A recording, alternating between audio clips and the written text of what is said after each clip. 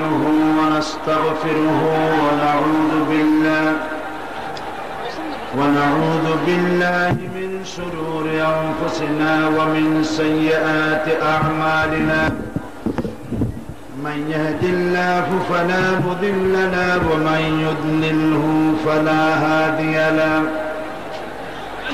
ونشهد أن لا إله إلا الله وحده لا شريك له ونشهد أن سيدنا وحبيبنا ومولانا محمدا عبده ورسوله الذي أرسله بالحق بشيرا ونذيرا وداعيا إلى الله بإذنه وسراجا منيرا فقد قال الله تعالى في كلامه المجيد وفرقانه الحميد أعوذ بالله من الشيطان الرجيم بسم الله الرحمن الرحيم إن الله وملائكته يصلون على النبي يا أيها الذين آمنوا صلوا عليه وسلموا تسليما اللهم صل على مولانا محمد وعلى آل سيدنا مولانا محمد প্রাণ খুলে মোহাব্বতের সাথে সকলে পড়েন আল্লাহুম্মা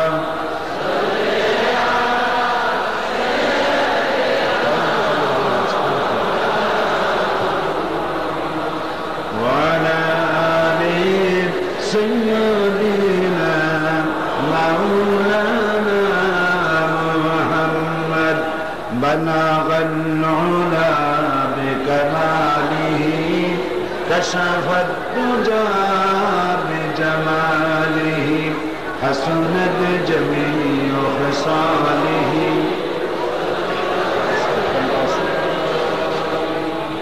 قدموں میں تیری گرتا گلیوں میں تیری پھرتا गाहे ज़ारे ज़ारे रोता गाहे बेकरार होता बलगल उला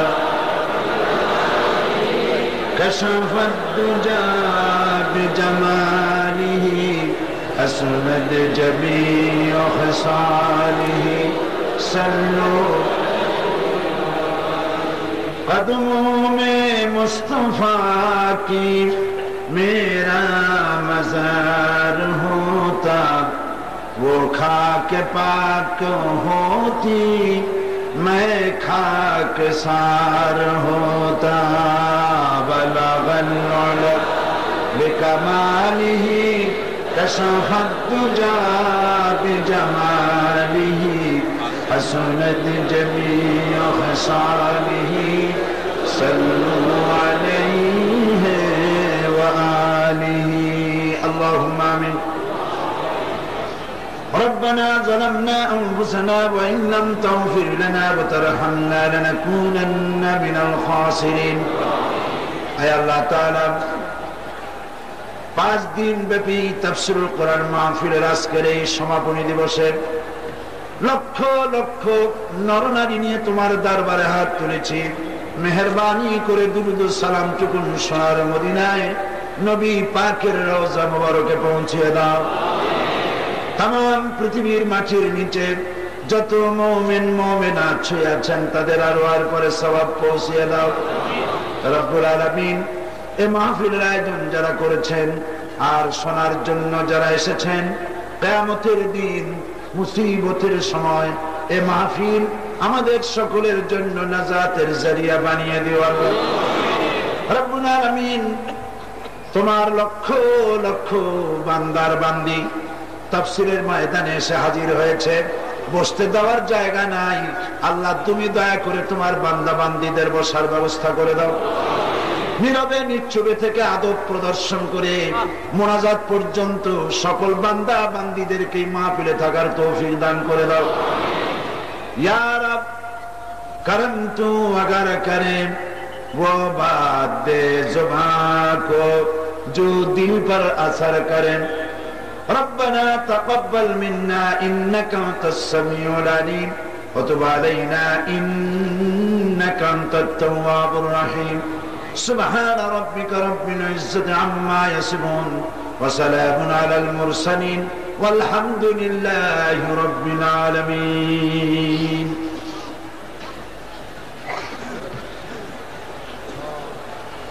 जनाब सभापति शेखुल हदीस अल्लामा हजरत मौलाना शमसुद्दीन साहेब मद्दिजुल्लुहुल आली,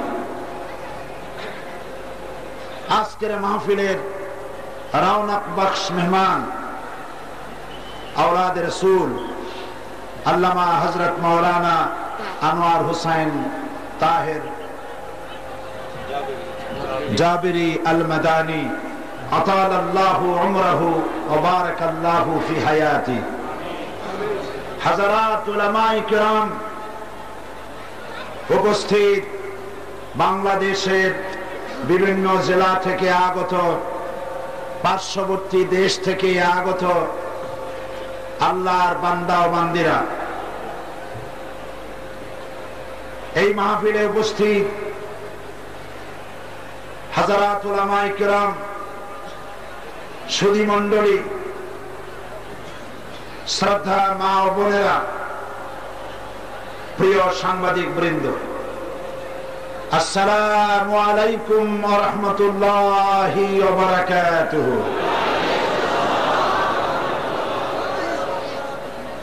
আজকের মাহফিলে যে সমস্ত অমুসলিম ভাইয়েরা এসেছেন, কোরআনে কারীমের মাহফিল থেকে অমুসলিম ভাইদের প্রতি কোরআনের মাহফিলের পক্ষ থেকে রইল অকৃত্রিম শুভেচ্ছা। সেই মহান আল্লাহ রব্বুল ইজ্জত ওয়াল জালাল, তার দরবারে লাখো কোটি শুকর আদায় করি যে মহান আল্লাহ তাবারক ওয়া তাআলা আমাদেরকে আজ কোরআনে কারীমের মাহফিলে শরীক হওয়ার তৌফিক এনায়েত করলেন। আমরা সকলে অত্যন্ত বিনীতভাবে হৃদয়ের সবটুকু শ্রদ্ধা একত্রিত করে শুকরগুজার হচ্ছি মনিবের দরবারে, পড়ছি আলহামদুলিল্লাহ। মহব্বতের সাথে জোরে সোরে সবাই পড়েন আলহামদুলিল্লাহ। রব্বানা লাকাল হামদ হামদান কাসীরান তাইয়িবান मुबारकन फीहे या रब्बी लकल हम्दु कमा यंबगी लिजलाले वजहिका व अज़ीमे सुल्तानिका।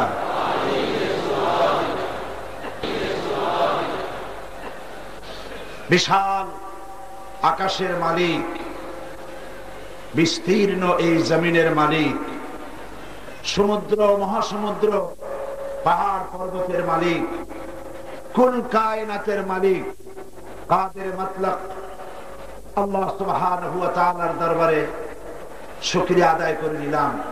তিনি দয়া করে কোরআনের মাহফিলে আমাদের মতো গোলামদেরকে উপস্থিত হওয়ার তৌফিক এনায়েত করেছেন। রাসূল করিম সাল্লাল্লাহু আলাইহি ওয়াসাল্লামের জীবনে অসংখ্য মুজিজা সংঘটিত হয়েছিল। সেই মুজিজা সমূহের ভিতরে শ্রেষ্ঠ মুজিজা কোনটি? আল কোরআন।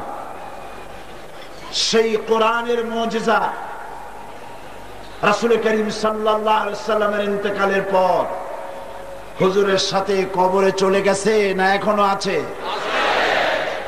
আজ পর্যন্ত থাকবে না ভবিষ্যতেও থাকবে? কিয়ামত পর্যন্ত এই মুজিজা পৃথিবীর মানুষের কাছে স্পষ্ট হয়ে থাকবে। সেই মুজিজা, কোরআনে কারীমের মুজিজা আপনারা কি দেখতে চান? সেই কোরআনে কারীমের মুজিজা দেখুন। এতদিন কোরআনে কারীমের মুজিজা হাদিস শরীফে পড়েছেন, আজকে চোখে দেখুন। এই বাংলাদেশে সমস্ত মন্ত্রী পরিষদ, প্রেসিডেন্ট সুদ্ধা কোটি কোটি কোটি টাকা খরচ করে এ ধরনের সমাবেশ করা কি সম্ভব? যদিও সম্ভব হয়, তারপরে সেই সমাবেশকে যত মানুষ হবে সেই মানুষদেরকে কন্ট্রোল করার জন্য তত গুণ পুলিশ এবং বিডিআরের প্রয়োজন হবে, ঠিক কিনা? আজ এই বিশাল জনসমুদ্র বঙ্গোপসাগর যেন নিজেই ময়দানে হাজির হয়ে গিয়েছে। এই মানুষের উত্তাল ঢেউ উপচে পড়েছে বীর চট্টলার বীর মুজাহিদ রজবালি ময়দানে। আর চতুর্দিকে তাকিয়ে দেখুন তো, কোন আর্মি, কোন বিডিআর, তাদের অস্তিত্ব কি দেখা যায়? পুলিশ ভাইরা যদি থাকেন, আপনাদের মতো শ্রোতা হয়ে বসে আছে, ঠিক কিনা? কেউ বসার জন্য অনুরোধ করে? এত বিশাল জনতা, নারী এবং পুরুষ নিশ্চুপ হয়ে যার যার জায়গায় পিন পতন নীরবতা স্তব্ধতা যাপন করে মানুষ যে বসে আছে, এটাই হচ্ছে কোরআন শরীফের জীবন্ত মুজিজা। আল্লাহ পাক এই মুজিজা আমাদেরকে চোখে দেখার তৌফিক দিলেন, বলি আলহামদুলিল্লাহ। আমার মনে হয় মহসিন কলেজের দিকে, এই রাস্তার দিকে প্রচন্ড ভিড় জমেছে, সেজন্য মানুষদের কষ্ট হচ্ছে। সব থেকে নিরাপদ আপনারা যদি যার যার জায়গায় বসে পড়েন, সেটাই নিরাপদ হবে। যদি দাঁড়িয়ে থাকেন, চাপাচাপি হবে, নিজের জীবন নিজেরা বিপন্ন করবেন না। আমি সকলের প্রতি অনুরোধ করি, আজকে বেশি লম্বা কথা বলবো না, কারণ আপনারা বহুদূর থেকে এসেছেন, ফিরে যেতে হবে। আজকে কথা বলবো সংক্ষিপ্ত ইনশাআল্লাহ।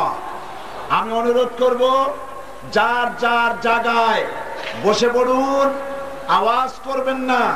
যা বলতে হয় আঙ্গুলের ইশারা দিয়ে বলুন। আঙ্গুল দিয়ে কথা বলা যায় না, ফিঙ্গার ল্যাঙ্গুয়েজ, আঙ্গুল দিয়ে কথা বলা যায় না, চোখ দিয়ে কথা বলা যায় না।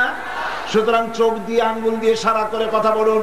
চুপ, এই আওয়াজটাও করবেন না, তাতেও বিশৃঙ্খলা হবে। সুতরাং আপনারা রাস্তায় যারা আওয়াজ করছেন, আপনাদের আওয়াজকে বন্ধ করুন।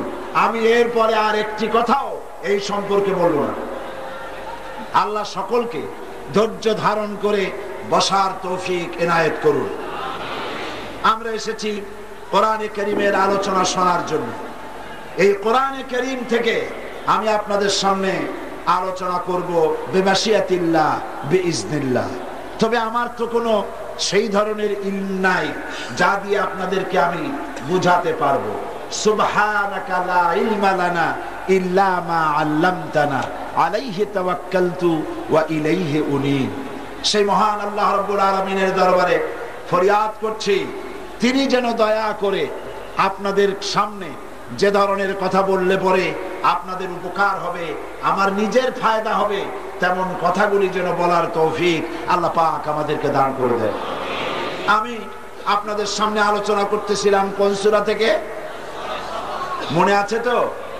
সবাই আমার সাথে পড়েন, যাতে করে শয়তানের ওয়াসওয়াসা থেকে আমরা বেঁচে যাই। পড়েন, আউযু বিল্লাহি মিনাশ শাইতানির রাজীম। বিসমিল্লাহির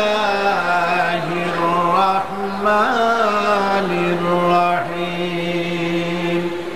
বিতাড়িত মরদুদ শয়তানের ওয়াসওয়াসা থেকে পানাহ চাই পরম করুণাময় আল্লাহ রাব্বুল আলামিনের নামে শুরু করছি। ইয়া আইয়ুহাল্লাযীনা আমানু হাল আদুল্লুকুম আলা তিজারাতিন তুনজিকুম মিন আযাবিন আলীম।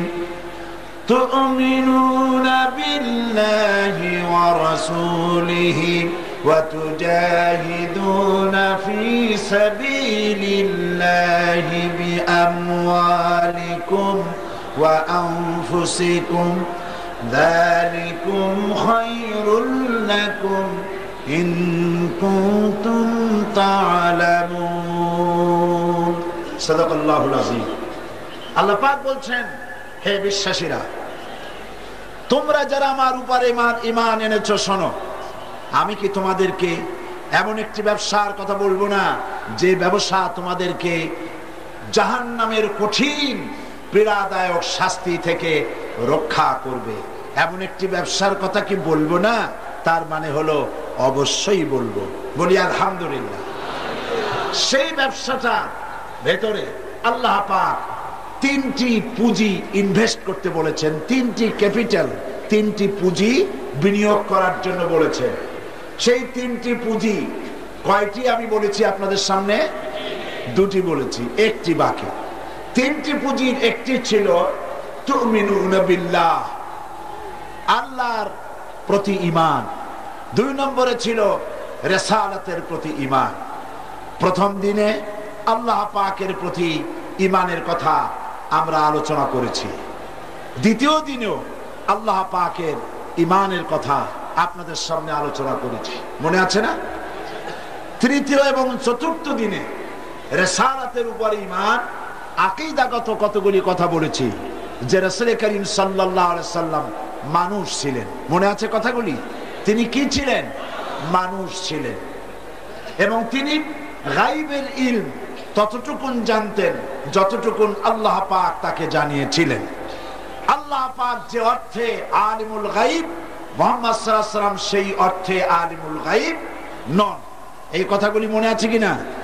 এবং আরো বলেছিলাম, রাসূল করিম সাল্লাল্লাহু আলাইহি ওয়াসাল্লাম তিনি হচ্ছেন খাতামুন নবিয়্যিন, সর্বশেষ নবী, তারপরে আর কোন নবী আসবে না।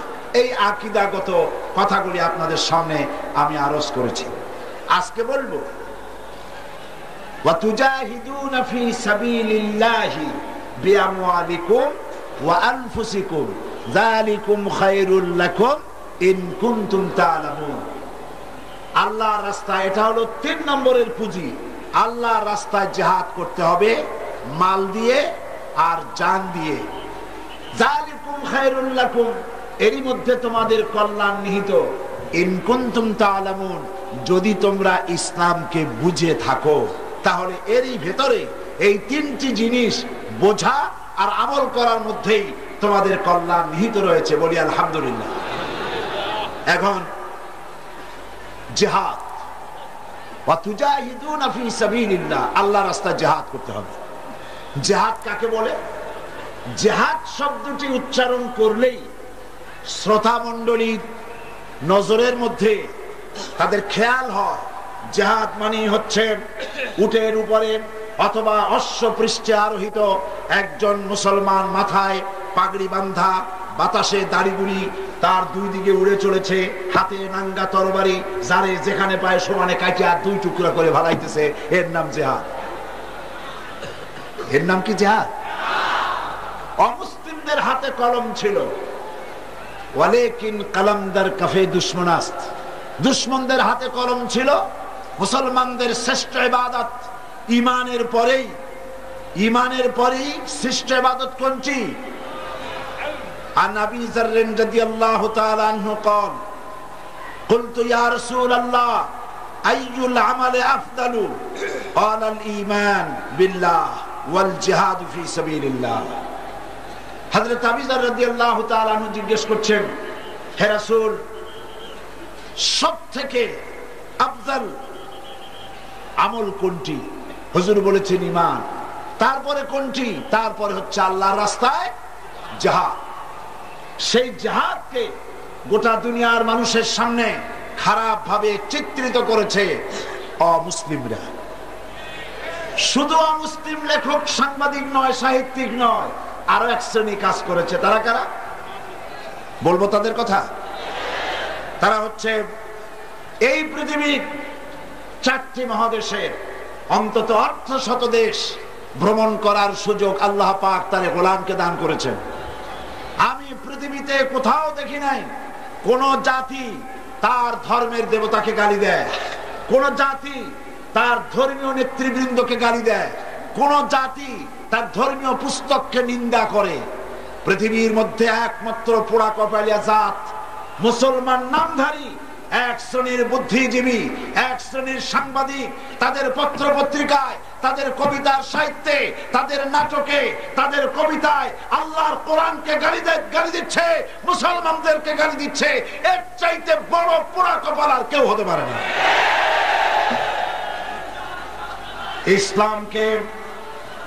ইসলামকে মৌলবাদ বলে গালি দিচ্ছে কারা?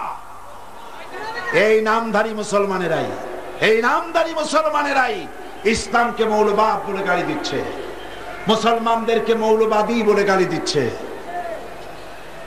তারাই জিহাদকে চিত্রিত করেছে খারাপ ভাবে। জিহাদ এর অর্থ যুদ্ধ নয়, জিহাদ এর অর্থ যুদ্ধ নয়। যুদ্ধের এই শব্দের আরবি হচ্ছে হারব বা কিতাল, এটাই হচ্ছে যুদ্ধ। হলি ওয়ার বা যুদ্ধ বলতে জিহাদ বুঝায় না। জিহাদ বলে কাকে? জিহাদ বলা হয়, জিহাদের আবিধানিক এবং পারিভাষিক অর্থ হলো এই, যে কোনো উদ্দেশ্যকে সফলতায় পর্যবসিত করার জন্যে যে প্রাণান্তকার প্রচেষ্টা করা হয়, ওই প্রচেষ্টার আরবি নাম হচ্ছে জিহাদ। ইসলাম একটি পূর্ণাঙ্গ জীবন বিধান। ইসলাম কি? পূর্ণাঙ্গ জীবন বিধান। এই জীবন বিধানকে ব্যক্তি, পরিবার, সমাজ ও রাষ্ট্রে কার্যকরী করার জন্য লিখনী শক্তির মাধ্যমে, বক্তব্যের মাধ্যমে, একটু আগে আওলাদে রাসূল আপনাদের সামনে যে বক্তব্য রেখেছেন, এটা হচ্ছে বক্তব্যের জিহাদ। এটা কি? বক্তব্যের জিহাদ। আর কলম দিয়ে অন্যায়ের প্রতিবাদ করা, এটা হচ্ছে কলমের জিহাদ। এই রাস্তায় পয়সা খরচ করা আর্থিক জিহাদ। এই রাস্তায় চূড়ান্ত ভাবে যখন লড়াই শুরু হয়, তখন অস্ত্র দিয়ে অস্ত্রের মোকাবেলা করে জিহাদ হচ্ছে জিহাদের চূড়ান্ত রূপ। সুতরাং এই জিহাদ মুসলমানদের জন্য ফরজ করা হয়েছে।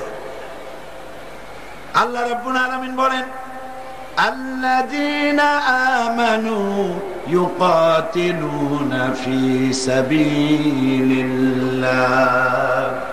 যারা নাকি ঈমানদার তারা লড়াই করে, সংগ্রাম করে, জিহাদ করে আল্লাহর রাস্তায়।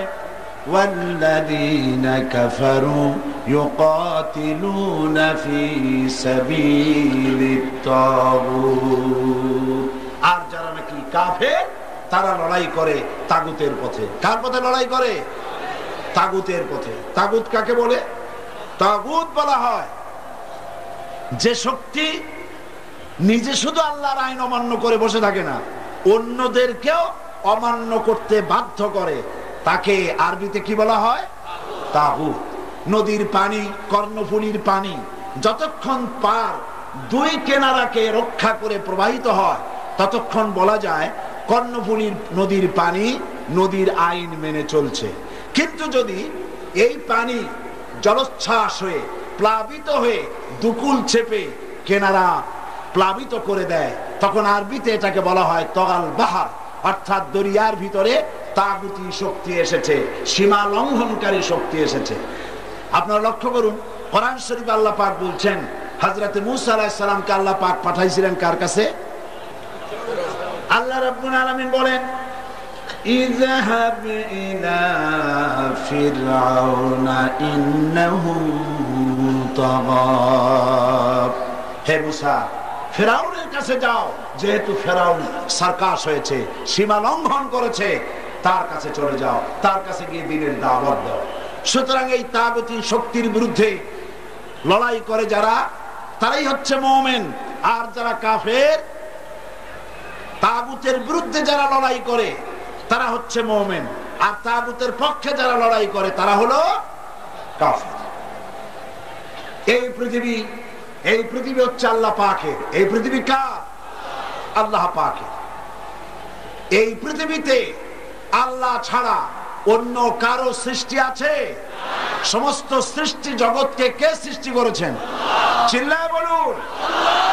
সে আল্লাহ রাব্বুল আলামিন শুধু মুসলমানদের নয়, আমি আজকে আলোচনার শুরুতেই সম্বোধন করেছি অমুসলিম ভাইদেরকেও। লক্ষ্য করেছেন? তার কারণ কি? তার কারণ হচ্ছে কোরআন শরীফ শুধু মুসলমানদের জন্য আসে না।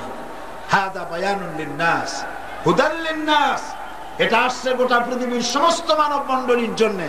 সেই জন্য আল্লাহ পাক তিনি ঘোষণা করছেন, ইয়া আইয়ুহান নাসু উবুদু রাব্বাকুমুল্লাযী খালাকাকুম ওয়াল্লাযীনা মিন ক্বাবলিকুম লাআল্লাকুম তাত্তাকুন। হে মানব সকল, হে বিশ্বের মানব সকল, উবুদু রাব্বাকুম আয় আতিউ রাব্বাকুম, দাসত্ব করো, গোলামি করো কেবলমাত্র তোমার সেই রবের যিনি তোমাদেরকে সৃষ্টি করেছেন এবং তোমাদের পূর্বপুরুষদেরও যিনি সৃষ্টি করেছেন তার আনুগত্য করো, তার গোলামি করো। গোলামি করার মধ্যেই শান্তি। কিসের মধ্যে শান্তি? বলেন সবাই, কিসের মধ্যে শান্তি? গোলামি করার মধ্যেই শান্তি। কার গোলামি? পীর সাহেবের গোলামি, মন্ত্রীর গোলামি, রাষ্ট্রপ্রধানের গোলামি, খাজা বাবার গোলামি? কার গোলামি? আল্লাহ রাব্বুল আলামিনের গোলামির ভিতরেই শান্তি। আল্লাহ পাক বলছেন, আফা গায়রা দীনিল্লাহি ইয়াবগুন ওয়া লাহু আসলামা মান ফিস সামাওয়াতি ওয়াল আরদি তাবআন ওয়া কারহা। তোমরা কি আল্লাহর দেওয়া বিধান ছেড়ে দিয়ে অন্য কারো ব্যবস্থা গ্রহণ করতে চাও?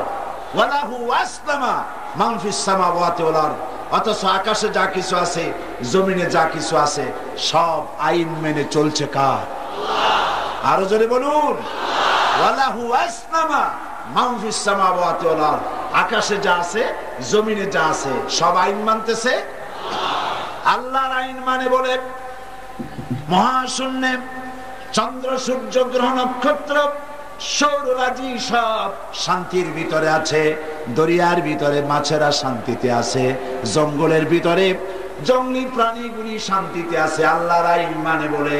আর আল্লাহর আইন যারা মানে না তাদের মধ্যেই চরম অশান্তি। কারা মানে না আল্লাহর আইন? কারা মানে না? মানুষের আল্লাহর আইন মানে না, সেজন্যই অশান্তি। এই পৃথিবীর অশান্তি দূর করার জন্য পৃথিবীর মানুষেরা চেষ্টা কম করে নাই। চেষ্টা করেছে কিনা বলে?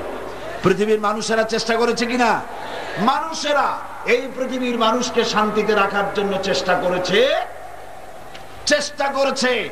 সেই চেষ্টা করে তারা 1920 সনে প্রথম বিশ্বযুদ্ধ হয়ে যাওয়ার পর লিগ অব নেশনস তৈরি করেছিল যাতে করে আর যুদ্ধ বিগ্রহ না হয়। কিন্তু লিগ অব নেশনস যুদ্ধ বন্ধ করতে পারে নাই। 1939 সনে আবার বিশ্বযুদ্ধ শুরু হয়ে গেল। এই যুদ্ধ চলল 1945 সন পর্যন্ত, যেটাকে সেকেন্ড গ্রেট ওয়ার বলা হয়, দ্বিতীয় বিশ্ব মহাযুদ্ধ। এই দ্বিতীয় বিশ্ব মহাযুদ্ধে কোটি কোটি মানুষ ক্ষতিগ্রস্ত হলো, লক্ষ লক্ষ মানুষ মারা গেল, কোটি কোটি বিলিয়ন ডলারের ক্ষতি হলো গোটা পৃথিবীর। আর যাতে যুদ্ধ না হয় সেজন্য তৈরি হলো ইউএনও, ইউনাইটেড নেশনস অর্গানাইজেশন, আকওয়ামে মুত্তাহিদা তৈরি হলো, জাতিসংঘ তৈরি হলো। আমি প্রশ্ন করতে চাই, এই জাতিসংঘ কি মানুষের পৃথিবীর কোন উপকার করতে পেরেছে? কোন উপকার করতে? বরং জাতিসংঘ হচ্ছে আমেরিকার হাতের পুতুল, যা বলে তাই শোনে। মাটির পুতুল যেমনে নাচায় তেমনে তারা নাচে। এই জাতিসংঘের কাছে থেকে ফতোয়া আদায় করে বসনিয়া অস্ত্র বিক্রি করা এমবার্গো দিয়ে রেখেছে। চেচনিয়ার মানুষগুলি সমানে মারতেছে, কোন দায়িত্ব নাই আমেরিকা, দায়িত্ব নাই জাতিসংঘে। কাশ্মীরের মানুষগুলিকে মেরে শেষ করে ফেলছে, কোন দায়িত্ব নাই জাতিসংঘে, ঠিক কিনা? এই জাতিসংঘের কাছে আমি মাহফিল করেছি, জাতিসংঘের সামনে বক্তব্য রেখেছি। সেখানে বক্তৃতা করতে গিয়ে আমি বলেছি, আমি জিজ্ঞেস করেছিলাম যে জাতিসংঘ যেখানে বিল্ডিংটা তৈরি হয়েছে এর আগে এখানে কি ছিল? তারা বলল এই জায়গায় এটা ছিল কসাইখানা। এখানে শূকর গরু ছাগল জবাহ করে এখান থেকে মাংস গোশত ডিস্ট্রিবিউট করা হতো, এখান থেকে বিক্রি হতো। এটা হলো জবাহ কেন্দ্র। সেই জায়গা খরিদ করে জাতিসংঘের অফিস বানানো হয়েছে। বললাম কাজ তো খারাপ হয়নি, ভালোই হয়েছে। যেখানে পশু জবাহ করা হতো সেইখানে এখন অফিসিয়ালি পৃথিবীর মানবতাকে জবাহ করা হচ্ছে। জাতিসংঘের অবস্থা দেখলে আমার কাছে এরকম মনে হয়, আমি আরো একবার বোধহয় এখানে বলেছিলাম, এক বাড়িতে আগুন লেগেছে। আগুন লাগার পর সে চিৎকার মেরে বলছে, ভাইয়ের আমার, বোনের আমার বাড়িতে আগুন লেগেছে, যার কাছে যা আছে তাই নিয়ে ঝাঁপায় পড়ো। তোর বন্ধু, এক বন্ধুর ছিল টেইলরিং শপ, বন্ধুর বাড়ি আগুন লেগেছে শুনে সে তখন কি নিয়ে যাবে, যার কাছে যা আছে তাই নিয়ে যেতে বলেছে। ওর চতুর্দিকে ছিল কাপড়ের টুকরা, এক বস্তা কাপড়ের টুকরা নিয়ে ছুটলো বন্ধুর বাড়ির আগুন নিভাবার জন্য। আর একজনের ছিল রাইস মিল, 2 বস্তা তুষ আর কুড়া নিয়ে ছুটলো। আর একজনের ছিল সমিল, 1 বস্তা কাঠের গুঁড়া নিয়ে ছুটলো। আর একজনের ছিল পেট্রোল পাম্প, মাশাআল্লাহ, কয়েক শত গ্যালন পেট্রোল নিয়ে ছুটলো। বন্ধুর বাড়ি কি নিভাবে? আগুন নিভাবে। এই সব বন্ধুদের উপকরণ গিয়া যখন পড়লো আগুনের মধ্যে, তখন বেচারার যাও 2-1খানা খুঁটি বাঁচত, তাও শেষ। জাতিসংঘের অবস্থা তাই হয়েছে। পৃথিবীর মানুষের শান্তি দেওয়ার জন্য বলল, যার কাছে যা আছে তাই নিয়ে আসো। রাশিয়া বলল, আমার কাছে সমাজতন্ত্র আছে, ঢেলে দিল তাই। আমেরিকা বলল, আমার কাছে পুঁজিবাদ আছে, ঢেলে দিল তাই। আরেকজন বলল, আমার কাছে ন্যাশনালিজম আছে, ঢেলে দিল তাই। ভারত বলল, আমার কাছে ধর্ম নিরপেক্ষতার পশাবড়ি আছে, ঢেলে দিল তাই।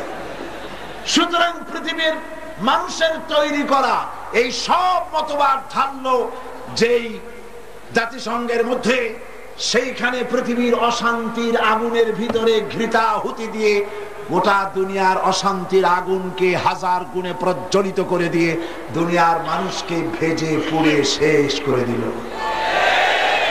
সুতরাং আমি আজ এই কোরআনের মাহফিলে বলতে চাই, এই জাতিসংঘ মুশরিকদের জাতিসংঘ, নাস্তিকদের জাতিসংঘ, মুরতাদদের জাতিসংঘ, এই জাতিসংঘ ইহুদিদের জাতিসংঘ, এইটা খ্রিস্টানদের জাতিসংঘ, আল্লাহর কসম মুসলমানদের জাতিসংঘ নয়।